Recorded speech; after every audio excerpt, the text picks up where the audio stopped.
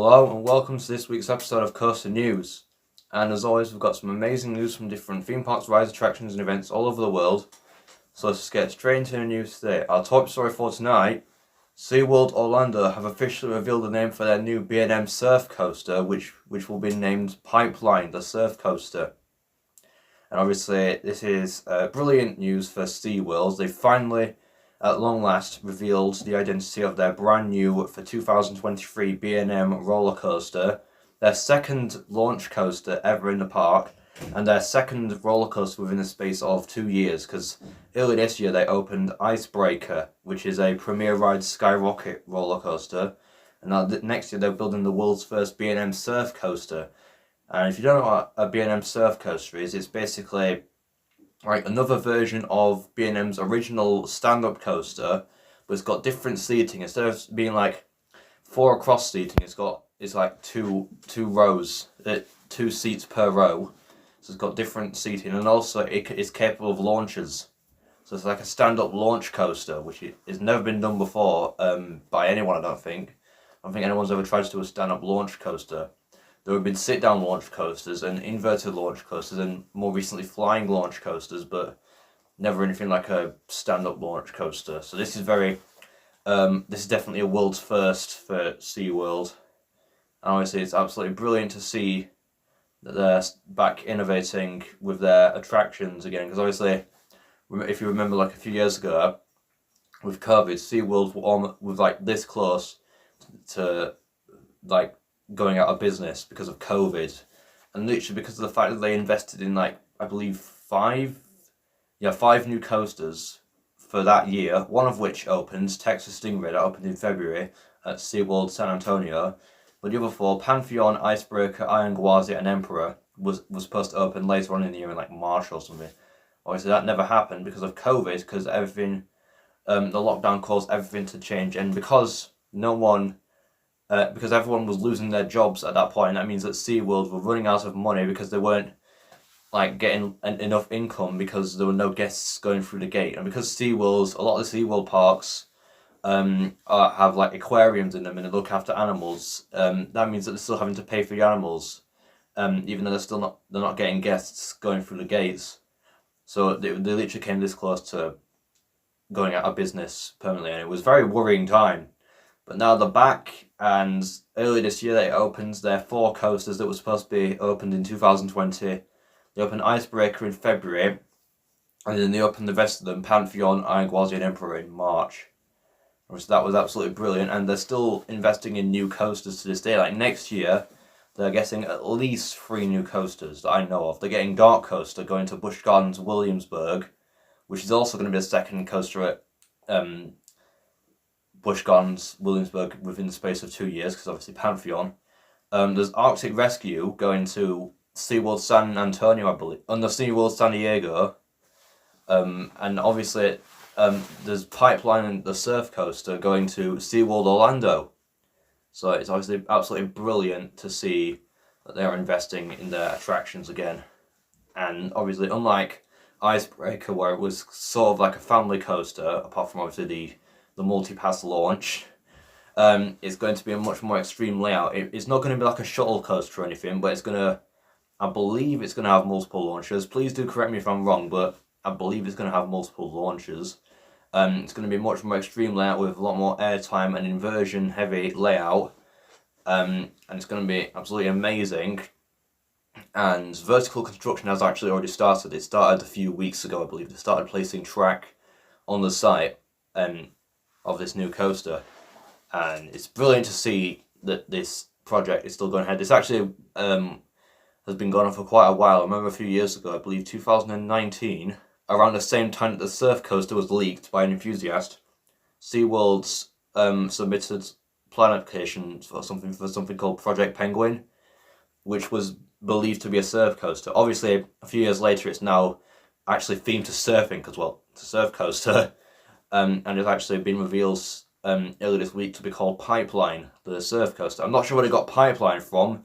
Maybe it has something to do with surfing. I'm not sure. I'm not a surfing expert, but if you know anything about surfing and what Pipelines do with it, please let me know in the comments. But I'd love to know what that name originates. But I cannot wait for this new roller coaster to open at SeaWorld Orlando. In other news today, Alton Towers have revealed a new competition to basically for your chance to be on the last train of Nemesis before it closes. And this is actually really big. I don't think Alton Towers ever gone this far for a closure of an attraction, even though it's not even closing permanently. Basically, if you don't know what's going on with Nemesis right now, if you've been at the park recently, you will probably seen a lot of signs around the park saying Nemesis closing by order of the Phalanx, 6th of November. Do not worry, it is not closing permanently. That's not going to happen for a long time, but it's going to be closed all of next season. They are going to take out all of the original track, apart from the lift hill and brakes, replace it with brand new track. It's going to retain the exact same layout, so the layout itself won't change. They're going to fill the track with sand, so sadly we will not ever hear that iconic roar again after this season. And they're going to give it new trains, presumably with like vest restraints, because the current restraints that they've got are like the traditional over the shoulder restraints from 90s. Obviously B&M with their new inverted coasters have like vest restraints. They're going to give Nemesis some vest restraints when that reopens, but obviously in order to fit those new trains in, they have to replace the entire track. But I find that weird because they're not replacing the lift hill or brakes, so I'm not sure how it works, but there you go. It has something to do with the trains. But obviously, because when they submitted the planning application, one of the agreements was they had to fill the whole track with sand, so we will not hear the iconic Nemesis roar anymore. If you've been to Alton Towers and not even been on Nemesis, if you've like walked past it and you've heard that noise, you'll know what I'm talking about. It's so iconic. It's going to be really sad to see it go. But basically, this refurbishment is to make sure that the ride keeps operating for as long as physically possible. Meaning that when they've retracked this, it'll likely still add like at least 30 years onto its lifetime. Which is brilliant, because Alton Towers know this is a fan favourite attraction and they'll want to keep it running for as long as possible. And obviously, because it's closing for an entire year, they are actually giving it a ceremonial send-off in a way by basically, if you enter in this competition, they'll randomly select someone who enters and they'll get the chance to experience the final ever dispatch of the train on Nemesis, which will be on the 6th of November. And that is honestly brilliant. It sounds absolutely incredible what they're doing. And rumour has it, and this hasn't been confirmed or anything, but rumour has it that John Wall is going to be there. Yeah, that is honestly amazing. Yeah, obviously John Walton was the original designer for Nemesis, where he created the whole layout and the theme for the entire ride, and it's probably his most famous roller coaster. It's the one that definitely launched his career in, or at least made him really famous in the theme park industry by building Nemesis, the really iconic B&M inverted coaster. Obviously, in 1994 was widely known by UK enthusiasts as the year of the roller coaster, because that year got 3 massive roller coasters. We've got Shockwave at Drayton Manor, which was, I believe it was Europe's first stand-up coaster. We've got the big one at Blackpool Pleasure Beach, which at the time was the world's tallest roller coaster. We've got Nemesis, which was Europe's first inverted roller coaster. So that obviously 1994 was a massive year for theme parks in the UK, and obviously Nemesis is 28 years old, and the reason they're doing a retrack now is so they can get the ride open. Well, one of the reasons anyway, because obviously, like I said a minute ago, they want to keep it operating, is because by the time it's fully operational again and reopens, Nemesis will be 30 years old. They're planning to reopen it by the 2024 season, which is obviously the 30th anniversary of Nemesis. That's going to be absolutely insane, because they want to have it operating fully operational and better than ever, which is going to be amazing. Although it's still sad to know that we will never hear the iconic roar again, unless they place speakers around the whole ride area and it plays the roar sound when the train passes by. I'm not sure how they're going to do that, but that would actually be really cool if they did that. I'm not sure if they will though, but I guess the entire point of putting sand in the track is to reduce the noise levels, because obviously the local residents. So I don't think they'll place speakers around the area that plays the Nemesis roar. But I mean, obviously that'd be cool if they did. Although I imagine with this retrack, they'd probably refurbish some theming around the ride, because some of the theming is in desperate need for a refurbishment. But I cannot wait to see what Nemesis looks like when it reopens in 2024. Also in the news today, Chessington World of Adventures Howl'o'ween has officially started for this year. And obviously, this is why I love Halloween so much. It's the most wonderful time of the year, in my opinion. Because obviously all theme parks go all out with their Halloween events, and Chessington is no exception. Their Halloween event, Howl'o'ween, play on words, is obviously one of the best Halloween events I've been to. I've only been to a few Halloween events, but this is a really good one. I mean, it was one of the ones I went to last year. Obviously, if you saw that vlog that I did, their lineup is actually brilliant. I mean, but what I find weird is I'm going to talk, and this is weird. It's weird how Chessington can add scare zones into their Halloween event, and their like Alton Towers don't do that, but Chessington can, and Chessington's more kid oriented than Alton Towers is. So I'm not sure what the reasoning behind that is, but I think Alton Towers definitely needs to take a note, saying if Chessington can add scare zones, why can't we? Yeah, I think that's what should happen. But in all seriousness, Chessington's Halloween is honestly brilliant.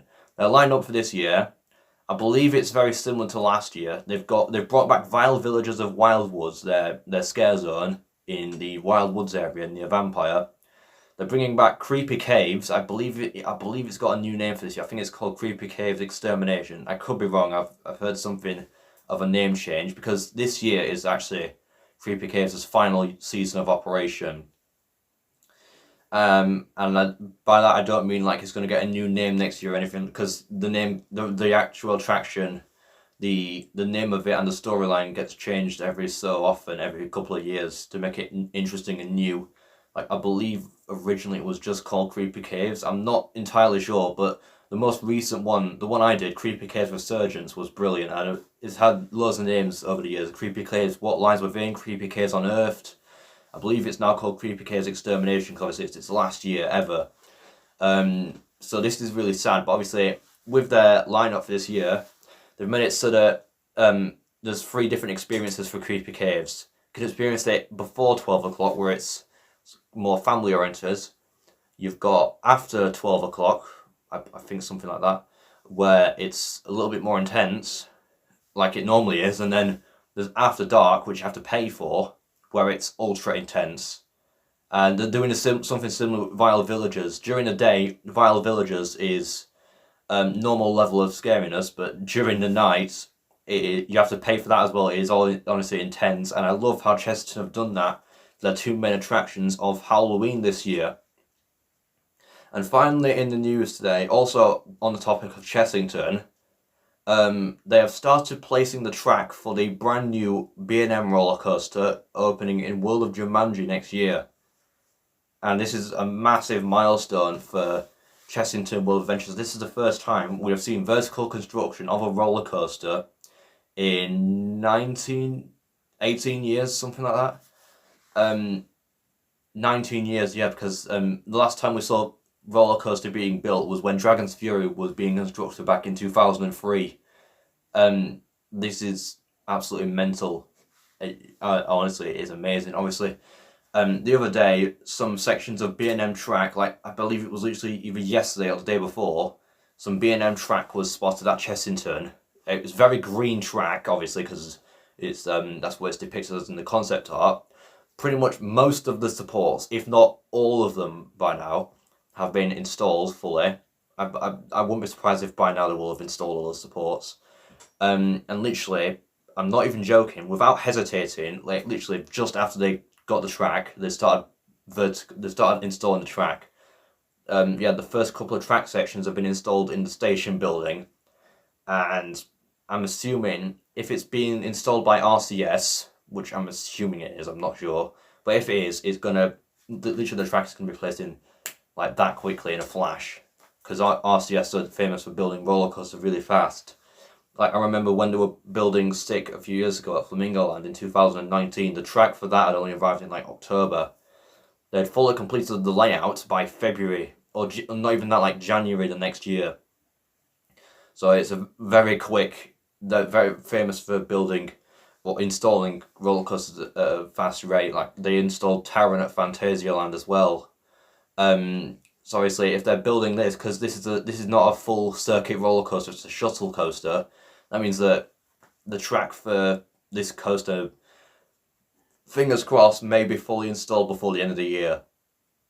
That is insane to think. That means that in like probably maybe January or February next year. This might be quite over the top, but I think we might see testing in January or February next year. That is insane to think.